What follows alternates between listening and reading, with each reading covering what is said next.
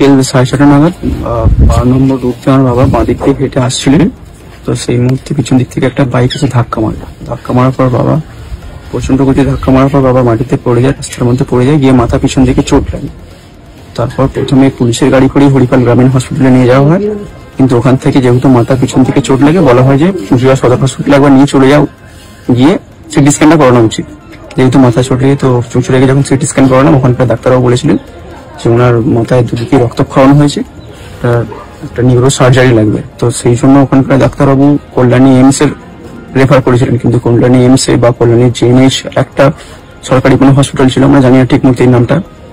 আর দুটো হসপিটালে আমরা ঘুরেছি, ওখানে আমরা ভর্তি করতে পারিনি বাবাকে। ভর্তি করতে না পারার জন্য কলকাতা মেডিকেল কলেজ হসপিটালে যাই, কিন্তু বর্তমান পরিস্থিতিতে ডাক্তারদের কর্মবিরতির জন্য ডাক্তার কোনো না থাকায় বাবাকে আমরা ওখানেও ভর্তি করতে পারিনি। কার্ডিও অ্যারেস্টে উনি মারা গেছেন।